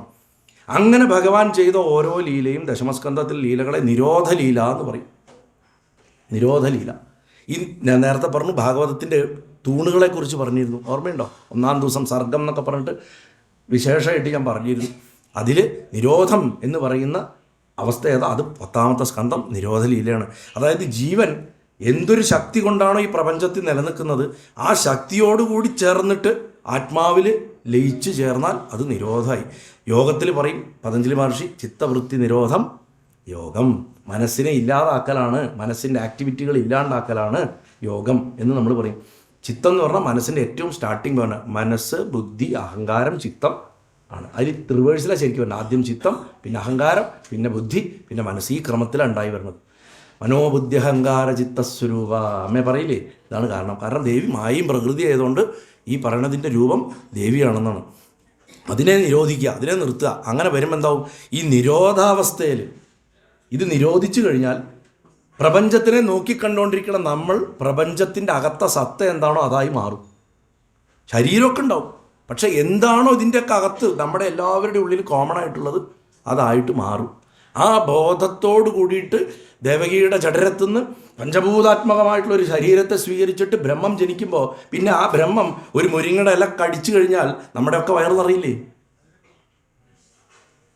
ഇതേപോലെ നമ്മൾ ഓരോരുത്തർക്കും പൂർണ്ണ ബ്രഹ്മജ്ഞാനം ഉണ്ടെങ്കിൽ നമ്മൾ ഓരോരുത്തരും ഒരു മുരിങ്ങയില കഴിച്ചാൽ പ്രപഞ്ചത്തിൽ എല്ലാവരുടെയും വയറ് നിറയും. സങ്കല്പത്തിൻ്റെ ശക്തി അവിടെയാണ് വരിക. എല്ലാവരുടെ ഉദരങ്ങളും പൂരിപ്പിക്കപ്പെടട്ടെ, പോരയാ എന്നും പറഞ്ഞിട്ടാണ് കഴിക്കണതേ. ഒന്നാം വെച്ച് കുറേ എടുത്ത് തിന്ന് വയറ് നിറയ്ക്കുകയല്ല, അല്പം മാത്രം എടുത്തിട്ട് കഴിക്കണം. ഗുരുവായൂരപ്പൻ്റെ ഈ 3 കഥകളെന്നൊക്കെ പറഞ്ഞ് എൻ്റെ ഒരു പഴയ പ്രഭാഷണത്തിൽ ഞാൻ മാർത്താണ്ഡവർമ്മ മഹാരാജാവിന് ഒരു സാളഗ്രാമം കിട്ടിയ കഥ പറയുന്നുണ്ട് പത്മനാഭസ്വാമിയുടെ അവിടെ. ആ സാളഗ്രാമത്തിൻ്റെ നേദ്യത്തിൻ്റെ കഥ സമയം കിട്ടുകയാണെങ്കിൽ ഒന്ന് കേട്ടു നോക്കണം. അപ്പോൾ ഈ ഞാൻ പറഞ്ഞത് ശരിക്കും എന്താണെന്ന് മനസ്സിലാവും. പറയാൻ സമയമില്ലാത്തതുകൊണ്ട് പെട്ടെന്ന് ഓർമ്മ വരും. അതും ആ സാളഗ്രാമത്തിലേക്ക് നേദിക്കുന്നത് നമ്മുടെ സങ്കല്പമാണ്. അതുകൊണ്ടാണ് മാനസപൂജയ്ക്ക് ഇത്രയ്ക്ക് പവർ. മാനസപൂജയിൽ നമുക്ക് ഭഗവാൻ എന്തും കൊടുക്കാം. അപ്പോൾ ഞാൻ പറയാം, ഒരാൾക്കേ സ്വർണ്ണമാല കൊടുക്കാൻ സാധിച്ചിട്ടുള്ളൂ. ഇവിടെ ഇരിക്കുന്ന എല്ലാവരും ആഭരണങ്ങൾ കൊണ്ട് മനസ്സുകൊണ്ട് ഭഗവാനെ മൂടാം അല്ലേ? എത്ര വലിയ പൂജ നടന്നുണ്ടാവും അപ്പോൾ ആ വിഗ്രഹത്തിലേക്ക്, എത്രമാത്രം ചൈതന്യം അതിൽ സന്നിവേശിപ്പിക്കപ്പെടും. അത് നമ്മുടെ മനസ്സിൻ്റെ ഫാക്കൽറ്റിയാണ്. സകലതും നമ്മുടെ മനസ്സിൻ്റെ അകത്തുണ്ട്. നമ്മൾ കൊടുക്കാൻ തയ്യാറായാൽ മാത്രം മതി. അപ്പം ഭഗവാൻ ഈ സ്ഥിതപ്രജ്ഞൻ്റെ ലക്ഷണങ്ങൾ എന്താണെന്നുള്ളതൊക്കെ പിന്നീട് ഉദ്ധവൻ ചോദിക്കുമ്പോൾ ഭഗവാൻ മറുപടി പറഞ്ഞു കേട്ട് കഴിഞ്ഞാൽ നമ്മൾ ഈ ദശമസ്കന്ധത്തിൻ്റെ ആദ്യത്തെ അധ്യായം തൊട്ട് വന്നിട്ട് അതിനെ ഇങ്ങനെ നോക്കി പോകുമ്പോൾ കള്ളൻ ഇതൊക്കെ തന്നെയല്ലേ പറഞ്ഞുകൊണ്ടിരിക്കണത് തോന്നും. കാരണം തൻ്റെ ജീവിതം തന്നെയാണ് ഭഗവാൻ പറയണത് ഏകാദശത്തിൽ ലക്ഷണങ്ങളായിട്ട്.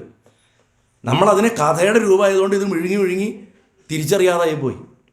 ഇദ്ദേഹം പരോക്ഷപ്രിയനാണ്, എപ്പോഴും ഓർത്തോളണം. ഭഗവാൻ നേരെ പറഞ്ഞു തരില്ല ഒന്നും. അദ്ദേഹത്തിൻ്റെ സ്വഭാവം അത്. നമ്മൾ വേണമെങ്കിൽ കെട്ടഴിച്ച് എടുത്തോളണം എന്നുള്ളതാണ്. അങ്ങനെയുള്ള ബ്രഹ്മബുദ്ധി ജീവാത്മാവുമായിട്ട് ചേർന്ന് നിൽക്കുമ്പോൾ എന്തൊക്കെ പ്രവർത്തികൾ ഉണ്ടാവോ അത് മുഴുവൻ 10ാമത്തെ സ്കന്ധത്തിൽ കാണാം.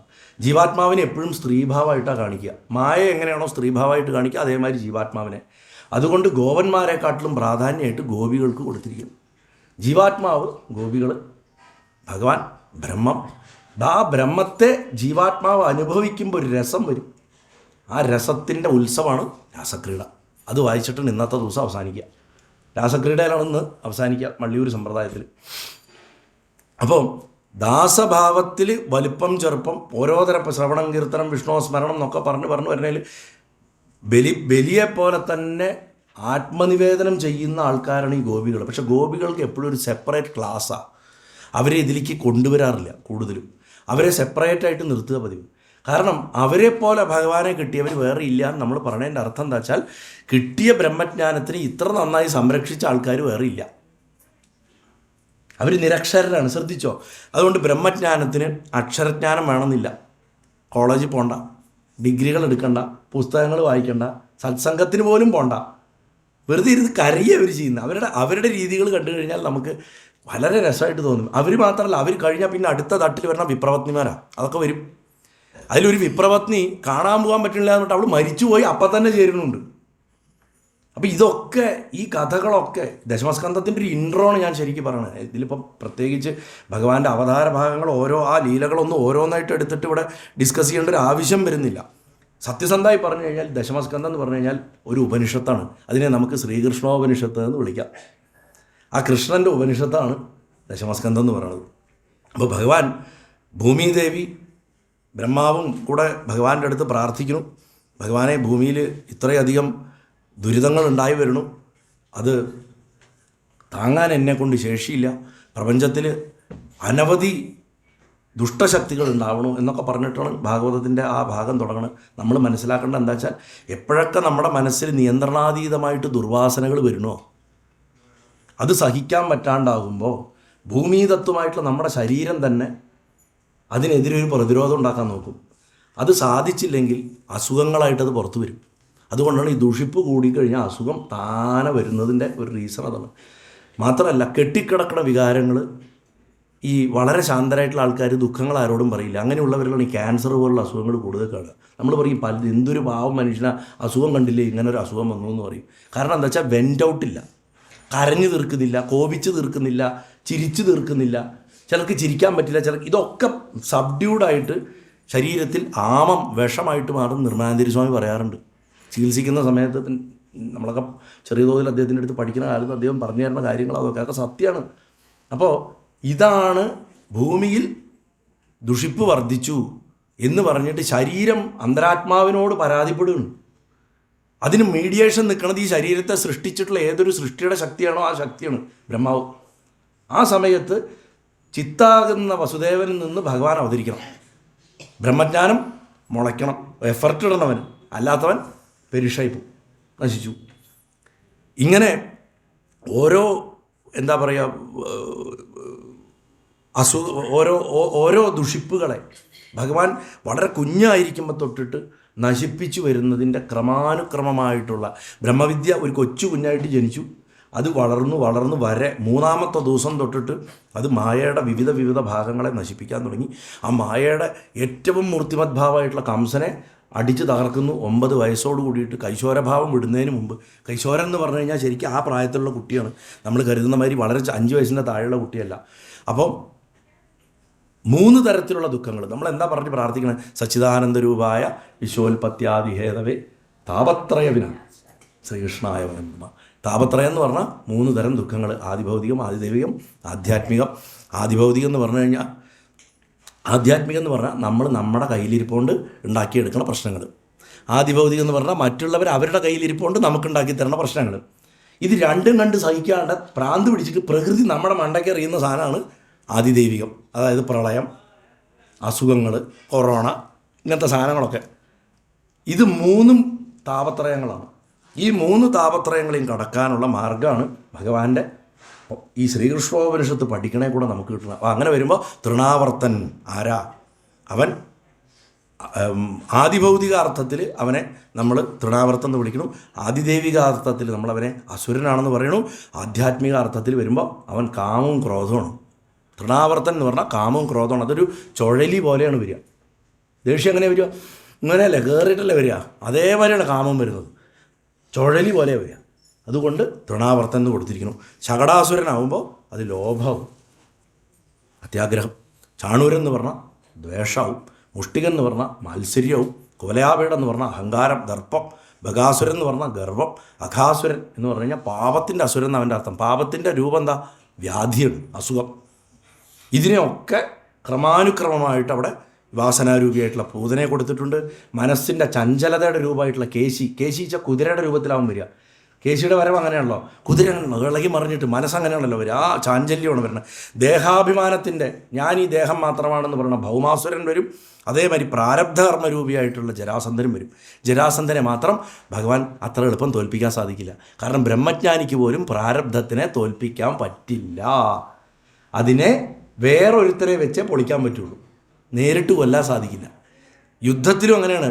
ആദ്യത്തെ എത്ര വട്ടാ തോറ്റത്, അവസാനം ഈ പ്രാരബ്ധത്തിൽ നിന്ന് രക്ഷപ്പെടാൻ വേണ്ടിയിട്ടാണ് നവദ്വാര ശരീരരൂപിയായിട്ടുള്ള ദ്വാരകയിലേക്ക് പലായനം ചെയ്യേണ്ടി വന്നത്. മധുരയിൽ ഇരുന്നിട്ട് സാധിക്കാതെ ജരാസന്ധനെ മാത്രം തോൽപ്പിക്കാൻ പറ്റാത്തതിൻ്റെ കാരണം ജരാസന്ധം പ്രാരബ്ധമാണ്. അതുകൊണ്ട് നമുക്ക് എന്ത് മോക്ഷം കിട്ടിയാലും ശരീരം പോണെങ്കിൽ പ്രാരബ്ധം തീരണം. പ്രാരബ്ധം തീരുമ്പോൾ ശരീരം പോകും. ഇത് മനസ്സിലാക്കിക്കൊള്ളണം. അപ്പോൾ പരീക്ഷത്തിൻ്റെ അപേക്ഷ പ്രകാരം പരീക്ഷത്തിന് ഇത്രയൊക്കെ കേട്ട് കഴിഞ്ഞപ്പോൾ ഔത്സുക്യം കൂടി. ആ എൻ്റെ മുത്തച്ഛന്മാരുടെ കൂടെ നടന്ന ആ മഹാപ്രഭുവിൻ്റെ കഥകൾ ഇനിയും പറയണം, എനിക്ക് കേൾക്കണം, അവതാരങ്ങൾ എന്നൊക്കെ പറയുമ്പോൾ വളരെ വിസ്തരിച്ചിട്ടാണ് ഈ കഥ പറഞ്ഞു കൊടുക്കുന്നത്. അങ്ങനെ ഭൂമിദേവിയുടെ ആ ദുഃഖം പറച്ചിൽ കേട്ടിട്ട് ഭഗവാൻ വസുദേവൻ്റെ പുത്രനായി ദേവകിയുടെ ഗർഭത്തിൽ ജനിക്കാനിടയായ സാഹചര്യമൊക്കെ പറയണു. അങ്ങനെ ദശമസ്കന്ധം എന്താ പറയുക 85-ാമത്തെ അധ്യായത്തിലാണ് ദേവകി പ്രസവിക്കുന്ന ആദ്യത്തെ 6 കുട്ടികളുടെ പേര് പറയുന്നത്. ഭഗവാൻ മഹാബലിയുടെ അടുത്ത് പോയിട്ട് ബലരാമനും കൂടെ തിരിച്ചു കൊണ്ടിരുന്ന സമയത്ത് സ്മരൻ, ഉദ്ഗീതൻ, പരിഷ്വങ്കൻ, പതങ്കൻ, ക്ഷുദ്രവൃത്ത്, കൃണി, ഇങ്ങനെ 6 ചേട്ടന്മാരായിരുന്നു. ഇതിനൊക്കെ അർത്ഥമുണ്ട്. ആദ്യം പ്രസവിക്കണ സ്മരൻ, ആദ്യം ഭഗവാൻ വരണേന് മുമ്പ് ഉണ്ടാവേണ്ടത് എന്താ? സ്മരണയാണ്. അതുകൊണ്ട് സ്മരൻ എന്ന് പേര് കൊടുത്തിരിക്കുന്നു. ഭഗവത് സ്മരണയാണ് ആദ്യം ഉണ്ടാവേണ്ടത്. ഭഗവാന്റെ വരവിനെ നമ്മൾ കാണുക, ആ വരണേന് മുമ്പുള്ള ഘട്ടങ്ങളാണ്. പിന്നെ ഉദ്ഗീതൻ, ശബ്ദം, കീർത്തനം തുടങ്ങണം. പരിഷ്വങ്കൻ, സ്പർശം, തൊട്ടു പൂജയൊക്കെ തുടങ്ങണം വിഗ്രഹകാരിയായിട്ട്. പതങ്കൻ, രൂപത്തെ ധ്യാനിക്കണം. പതങ്കം വെച്ചാൽ കൊടി ആണ്. ക്ഷുദ്രവൃത്ത്, രസം, ഭഗവാന്റെ ചൈതന്യത്തിൻ്റെ രസത്തെ അനുഭവിച്ചു തുടങ്ങണം. കൃണി, ഗന്ധം, ഗുരുവായൂരപ്പൻ്റെ കളഭത്തിൻ്റെ മണം അങ്ങനെ വരാൻ തുടങ്ങും. അങ്ങനെയാണ് ദർശനം ആദ്യം ഫസ്റ്റ് വരിക ഗന്ധത്തിലാണ്. ഭഗവാൻ വന്നു നമ്മളറിയുക ഗന്ധത്തിലാണ്. അത് ഏത് ദേവതയാണെങ്കിലും, ഗുരുവായൂരപ്പനാണെങ്കിലും, മഹാദേവൻ സ്വാമിയാണെങ്കിലോ, മഹാദേവനാണെങ്കിലോ, അമ്മ കാളിയാണെങ്കിലോ, അപ്പം കുളിച്ചിട്ടിട്ട ഭസ്മത്തിൻ്റെ മണം വരിക. അനുഭവമാണ്, അങ്ങനെ വരിക. ഗുരുവായൂരപ്പനാണെങ്കിൽ കളഭത്തിൻ്റെ മണം, ആ കളഭം, കസ്തൂരി, ഇതൊക്കെ കൂടെ സമ്മിശ്രമായിട്ടൊരു ഗന്ധം. മുരുകനാണെന്നുണ്ടെങ്കിൽ ജവാദ് പോലുള്ള വളരെ തീക്ഷണമായിട്ടുള്ള ഗന്ധങ്ങൾ വരും. അതറിയും നമുക്ക് ശരിക്കും. ദേവിയാണെന്നുണ്ടെങ്കിൽ ചെമ്പന്നിച്ചാറിൻ്റെ മണം വരിക. അതൊരു പ്രത്യേക മണം, രാമച്ചൊക്കെ ചേർന്നിട്ടുള്ള ഒരു മണമാണ് വരിക. ആ ഗന്ധം അറിയും. ഗന്ധമാണ് നമുക്ക് ഫസ്റ്റ് ദർശനം തരണം. അപ്പോൾ ക്ഷുദ്രവൃത്ത് രസമാണ്, രസമാണ്, കൃണി ഗന്ധമാണ്. അത് കഴിഞ്ഞ് വന്നു കഴിഞ്ഞാൽ ഭഗവാന്റെ രൂപത്തിൽ ഭഗവാനെ കിട്ടുന്നതിന് മുൻപ് ഒരു കണ്ടീഷനുണ്ട്. ഡയറക്റ്റ് ഭഗവാനെ കിട്ടിയാൽ നമ്മൾ രൂപത്തിൽ കൊടുക്കും. അതുകൊണ്ട് ജ്ഞാനത്തിൻ്റെ രൂപത്തിലുള്ള ബലഭദ്രൻ ജനിക്കണം. അറിവുണ്ടായിട്ട് ഭഗവാന്റെ അടുത്ത് പോകാൻ പാടുള്ളൂ, ഇല്ലെങ്കിൽ കുഴപ്പമാണ്. നമ്മൾ പറയില്ലേ, ചെരുപ്പിട്ടിട്ട് പ്ലഗ് തൊട്ടാൽ മതി കേട്ടോ, ഇല്ലെങ്കിൽ ഷോക്കടിക്കും. അതുപോലെ ബലഭദ്രൻ എന്ന് പറയുന്ന അറിവിനെ കയ്യിൽ വെച്ച് മാത്രമേ കൃഷ്ണനെ സമീപിക്കാൻ സാധിക്കുള്ളൂ. ബലഭദ്രൻ അറിവായതുകൊണ്ടാണ്, ജ്ഞാനമായതുകൊണ്ടാണ് സദാ മതോന്മത്തനായി മദ്യപിച്ച് അതിൻ്റെ ആനന്ദരസത്തിൽ നടക്കണമെന്ന് പറഞ്ഞത്. കാരണം ആ മദ്യം ബ്രഹ്മാനന്ദമാണ്. അദ്ദേഹം സാഖ്യയോഗത്തിനെ പ്രതിനിധീകരിക്കുന്നു. അതുകൊണ്ട് അദ്ദേഹത്തിന് കഥ പറച്ചിൽ ഇങ്ങനത്തെ പരിപാടിയൊന്നും ഇഷ്ടമല്ല. അതുകൊണ്ടാണ് സൂതൻ്റെ തലവെട്ടി കളഞ്ഞത്. തല കഥ പറയുന്ന ഭാഗമാണ്, അഹങ്കാരത്തിൻ്റെ ലക്ഷണമാണ്. തലവെട്ടി മിണ്ടിയ കൊന്നുകളയും. കാരണം ജ്ഞാനം അങ്ങനെയാണ്, എല്ലാ രൂപത്തിനെയും നശിപ്പിക്കും. ശിവൻ്റെ 3-ാം കണ്ണിൻ്റെ രൂപമാണ് ബലരാമന്, സംഘർഷണൻ എന്ന് നമ്മൾ വിളിക്കണ തന്നെ അതുകൊണ്ടാണ്. മാത്രമല്ല, ഈ 6 പേരെ കംസൻ കൊന്ന വിധങ്ങൾ, മായ എങ്ങനെയാണ് ഭഗവത് സ്മരണയെ കൊല്ലണത്, ശബ്ദത്തിനെ, കീർത്തനത്തിനെ കൊല്ലണത്, സ്പർശനത്തിനെ കൊല്ലണത്, രൂപത്തിനെ കൊല്ലണത്, രസത്തിനെ കൊല്ലണത്, ഗന്ധത്തിനെ കൊല്ലണതെന്ന് വിസ്തരിച്ചിട്ട് ഇതിനു മുൻപേ ഉണ്ടായിട്ടുള്ള ഉപനിഷത്തുകളിൽ പറഞ്ഞിട്ടുണ്ട്. ഇതാണ് ഭാഗവതത്തിൽ അതിൻ്റെ ചാറെടുത്തിട്ട് വെച്ചത്. അതിൽ പറഞ്ഞത് ഛാന്തോക്യോപനിഷത്തിലും ബൃഹദാരണ്യോപനിഷത്തിലും ഒക്കെ കൃത്യമായിട്ട് പറഞ്ഞു വെച്ചിട്ടുണ്ട്. അങ്ങനെയുള്ള ഈ പരീക്ഷണങ്ങളെയൊക്കെ അതിജീവിച്ചിട്ടാണ് ഭഗവാൻ ദേവകിയുടെ ഗർഭത്തിൽ ജനിക്കണത് വന്നിട്ട്. ആ ദേവകി ഗർഭത്തിൽ ഭഗവാൻ ജനിക്കുന്നതോട് കൂടിയിട്ട് ഈ ആ ഊറിക്കൂടുക എന്ന് പറയും, ജീവൻ ഊറിക്കൂടുക. ആ ജീവൻ ഊറിക്കൂടുന്ന സമയത്താണ് ആ ദേവകിയെ സദ്വിദ്യയുടെ ഗർഭത്തിലെ, നല്ല അറിവിൻ്റെ ഗർഭത്തിലെ ബ്രഹ്മം ഉദിക്കുള്ളൂ. ആ ഉദിച്ചു കഴിയുമ്പോൾ മഹാദേവനും ബ്രഹ്മാവും ഒക്കെ വന്നിട്ട് അങ്ങോട്ട് സ്തുതിക്കുന്നു. പ്രപഞ്ചം മുഴുവൻ സ്തുതിക്കുന്നു. ഭാഗവതത്തിൽ നമ്മൾ എങ്ങനെയാണോ 1-ാമത്തെ ശ്ലോകം തുടങ്ങണം, ജന്മാദ്യസ്യ ഏതോ പറഞ്ഞിട്ട് സത്യം പരം ധീമഹി എന്ന് പറഞ്ഞിട്ട് അവസാനിപ്പിക്കുന്നു. അതിൻ്റെ അക്ഷരാർത്ഥം സത്യവ്രതം സത്യപരം ത്രിസത്യം സത്യസ്യ യോനിം നിഹിതം ച സത്യേ സത്യസ്യ സത്യമൃത സത്യനേത്രം സത്യാത്മകം ത്വാം ശരണം പ്രപന്ന. ഭഗവാനെ അവിടുന്ന് സത്യസങ്കല്പനാണ്. സത്യത്തിൽ കൂടെ അങ്ങേ കിട്ടുള്ളൂ. അങ്ങ് 3 കാലത്തിലും, കഴിഞ്ഞ കാലത്ത് ഇപ്പോഴും നാളെയൊക്കെ സത്യവസ്തുവാണ്. സത്യമായ കാര്യത്തിൻ്റെ കാരണമായിട്ടുള്ള സത്യവും അങ്ങ് തന്നെയാണ്. അവിടുന്ന് സത്യത്തിലാണ് സ്ഥിതി ചെയ്യണത്. ഋതം, ഓർഡർ, പ്രപഞ്ചത്തിൻ്റെ സത്യം, സമദർശനം, ഇത് രണ്ടുമാണ് അങ്ങയുടെ കണ്ണുകൾ എന്നാണ്. ഋതം സത്യം പരബ്രഹ്മം പുരുഷം കൃഷ്ണപിങ്ങളെന്ന് വേദം മന്ത്രം പറയണത്. ഈ വിധത്തിൽ ഭഗവാനെ നന്നായി മനസ്സിലാക്കിയിട്ടുള്ള ദേവന്മാർ സ്തുതിച്ച് യഥാകാലം വന്നപ്പോൾ, കാലം പരമശോഭനമായപ്പോൾ, അങ്ങനെയാണ് പറയണത് അല്ലേ, യഥാകാലം വന്നപ്പോൾ പരമശോഭനമായപ്പോൾ, പ്രകൃതിയൊക്കെ വളരെ സന്തോഷിച്ചപ്പോൾ ഒരു രാത്രി കാരാഗൃഹത്തിൽ ഭഗവാന്റെ അവതാരം ഉണ്ടായി. നോക്കൂ, കൃഷ്ണൻ ജനിച്ചു വീണത് ഇരുട്ടിലേക്കേ ജനിച്ചു വീഴാൻ പറ്റുള്ളൂ ബ്രഹ്മത്തിന്. ആ കാരാഗൃഹം നമ്മുടെ മനസ്സാണ്. അപ്പം ചേതസ്സാകണ വസുദേവൻ്റെ ബന്ധനങ്ങളാകണ ചങ്ങലകളൊക്കെ തന്നെ അഴിഞ്ഞു വീഴും ഭഗവാൻ ജനിക്കണ സമയത്ത്. ആ സമയത്ത് അമൃതവർഷം ഉണ്ടാവും. അതുകൊണ്ടാണ് മഴ പെയ്തത്. സഹസ്രാരം ഉണരും. അതുകൊണ്ട് 1000 ഭണമുള്ള അനന്തം വന്ന് കൊട പിടിച്ചു എന്ന് പറയും. നമ്മൾ ശരിക്കും വസുദേവൻ ആ കൊട്ടയിൽ ഇങ്ങനെ എടുത്തിട്ട് ഭഗവാനെ കൊണ്ടുപോകുന്ന ആ രംഗം സംസാരത്തിൻ്റെ നദിയാകണ യമുന വഴിമാറി തരുന്നു. നമ്മൾ ഭഗവാനെ എടുത്തിട്ട് പോകുന്ന സമയത്ത് ഭഗവാനെ വളർത്താൻ കൊണ്ടുപോകാണ്. ആ രംഗം ശരിക്കും പറഞ്ഞാൽ ഒരു യോഗിക്ക് ബ്രഹ്മസാക്ഷാത്കാരം നിർവ്വാണം കിട്ടുന്ന രൂപമാണ്. അതാണ് ഈ ഭളം വളർത്തിയിട്ട് നിൽക്കുന്ന അനന്തനോട് കൂടിയിട്ട് ആ ബ്രഹ്മം ഇവിടെ സഹസ്രാരത്തിൽ ഇരിക്കുന്നതായിട്ടാണ്. കയ്യിലല്ല കൊണ്ടുപോകുന്നത്, തലയില കൊണ്ടുപോകണം. അത് സഹസ്രാരത്തിലാണ്, അനാഹതത്തിലല്ല ഭഗവാൻ, സഹസ്രാരത്തിലാണ്. ആ ബോധം വരുത്താൻ വേണ്ടിയിട്ടാണ്.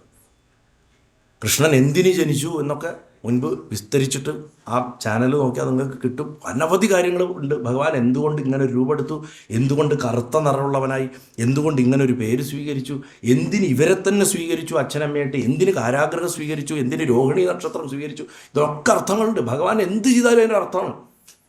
അദ്ദേഹത്തിന് കോയിൻസിഡൻസ് എന്ന് പറഞ്ഞിട്ടൊന്നും പ്രപഞ്ചത്തിലില്ല.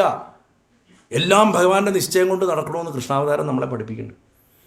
അങ്ങനെ ആ ഭഗവാനെ കൊണ്ടുപോയിട്ട് യശോദര അടുത്ത് കൊണ്ടുപോയി കിടത്തുമ്പോൾ യശോദ അവിടെ പ്രസവിച്ച് കിടക്കുകയാണ്.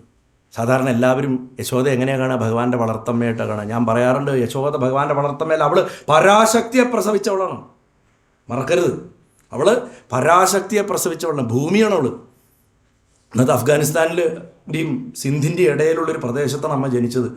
18 വയസ്സിൽ അമ്മയെ കല്യാണം കഴിച്ചയച്ചു ഇങ്ങോട്ടേക്ക്. അപ്പം കൂടെ ഏറ്റവും അടുത്തൊരു സുഹൃത്തൊരു പെൺകുട്ടിയും അതേ കുലത്തിലേക്ക് കല്യാണം കഴിച്ചയച്ചു, കമ്പനിക്ക് വേണ്ടിയിട്ട്. അങ്ങനെ ഇവിടെ വന്ന് നന്ദഗോപൻ്റെ ഭാര്യയായിട്ടിരിക്കും. അമ്മയ്ക്ക് 20-21 വയസ്സേ ഉള്ളൂ ഭഗവാനെ പ്രസവിക്കുമ്പോൾ, ദേവിയെ പ്രസവിക്കുമ്പോൾ. പക്ഷേ ഒരിക്കലും താൻ പ്രസവിച്ചത് പെൺകുഞ്ഞാണെന്ന് ആ അമ്മ അറിഞ്ഞില്ല. ദേവിയുടെ ലൈഫിലേക്ക് കയറിക്കഴിഞ്ഞാൽ കണ്ണീര് മാത്രമാണ് നമുക്ക് കാണാൻ സാധിക്കുക. കാരണം 9 വയസ്സിൽ പിരിഞ്ഞ 9-10 വയസ്സിൽ പിരിഞ്ഞ മകനെ പിന്നെ ആ അമ്മ കാണുന്നത് ആ മകൻ 63 വയസ്സായപ്പോഴാണ്. കണ്ട ഉടനെ പിടിച്ച് മടിയിലിരുത്തി. 63 വയസ്സിനെ ഭക്ഷണമൊക്കെ കഴിക്കണില്ലേ, നീ എന്താ ഇങ്ങനെ ഇരിക്കണമെന്നൊക്കെയാണ് ചോദിക്കുന്നത്. അപ്പോഴേക്കും ഒരു ഉന്മാദാവസ്ഥയായി. എനിക്ക് വേണം കൃഷ്ണനെ പിരിഞ്ഞത് കൊണ്ട് ഉന്മാദാവസ്ഥ വന്ന ഏക കഥാപാത്രം സ്നേഹം കൊണ്ട് യശോദ മാത്രമാണ്. യശോദയുടെ ഹോൾ ലൈഫ് അങ്ങനെയാണ്. അപ്പം ആ യശോദയുടെ അടുക്കൽ നിന്ന് ആ ദേവിയെ ഇവിടേക്ക് എടുത്തുകൊണ്ട് വന്ന് ആ കാരാഗൃഹത്തിൽ കൊണ്ടുവന്ന് കഴിഞ്ഞ ഉടനെ ആ കുട്ടി ഉറക്ക കരയാൻ തുടങ്ങി. അപ്പോഴാണ് എല്ലാവരും അറിഞ്ഞതും ആ കുഞ്ഞിനെ പിന്നെ കംസൻ ആദ്യം ജനിച്ചത് പെൺകുട്ടിയല്ലേ, കൊല്ലണ്ടെന്ന് വിചാരിച്ചു. പിന്നെയും മനസ്സ് കേട്ടില്ല. മന്ത്രിമാരൊക്കെ പറഞ്ഞു കൊടുത്തു, അല്ല ഇത് വല്ല ചതിയാണെങ്കിലോ. അങ്ങനെ വീണ്ടും പോയിട്ട് തട്ടിപ്പറിച്ച് കാല് പിടിച്ച് പറഞ്ഞു ഈ കുഞ്ഞിനെ തരണം എന്ന് പറയും ദേവകി. പറിച്ചെടുത്ത് സ്ഥിരം അടിച്ചു കൊല്ലണ കല്ലിലേക്ക് അടിക്കൽ കയ്യിൽ നിന്ന് ഒഴുകിയിട്ടാണ് ആകാശത്ത് പോയിട്ട് അങ്ങനെ അഷ്ടബാഹുവായിട്ട് അങ്ങോട്ട് നിന്നു. എന്നിട്ടാണ് പറഞ്ഞത്, എടാ നിൻ്റെ അന്തകൻ വേറൊരു സ്ഥലത്ത് ജനിച്ചിരിക്കണു, എന്നോടെന്തിനാ നിൻ്റെ പരാക്രമം എന്ന് ചോദിച്ചു. എന്നിട്ട് അപ്രത്യക്ഷയെ പൂജിച്ചു. അപ്പോൾ ഭഗവാൻ ഭൂമിയിൽ വന്ന സമയത്ത് ചിരിച്ചുകൊണ്ടാത്രേ വന്നത്. കൃഷ്ണൻ ചിരിച്ചിട്ടാണ്. ഓഷോ പറയുന്നുണ്ട്, Krishna is the only dancing island of laughter in a vast ocean of sorrow എന്നാണ് പറഞ്ഞത്. കൃഷ്ണൻ്റെ ജീവിതം മുഴുവൻ ദുഃഖമാണ്. ശരിക്ക് ജനിച്ചപ്പോൾ മുൽക്ക് വേട്ടയാടപ്പെട്ടവനാണ്, പക്ഷെ എന്നും ഭഗവാൻ ചിരിച്ചുകൊണ്ടിരുന്നു. അമ്പ് കൊണ്ടപ്പോഴും അവസാനം ചിരിച്ചുകൊണ്ട് അനുഗ്രഹിച്ച് എല്ലാവരും.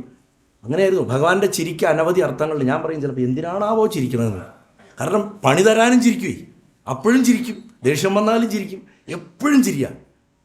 അങ്ങനെ മുഖത്ത് രൗദ്രഭാവം ആകെ കാണുന്നത് 2 ഘട്ടത്തിൽ കംസനെ കൊല്ലുമ്പോഴും ഭീഷ്മരുടെ നേരെ ഇതെടുത്തപ്പോഴും. ശിശുപാലനെ കൊന്നപ്പോൾ പോലും മൂപ്പരുടെ മുഖത്ത് ദേഷ്യം ഉണ്ടായിരുന്നില്ല.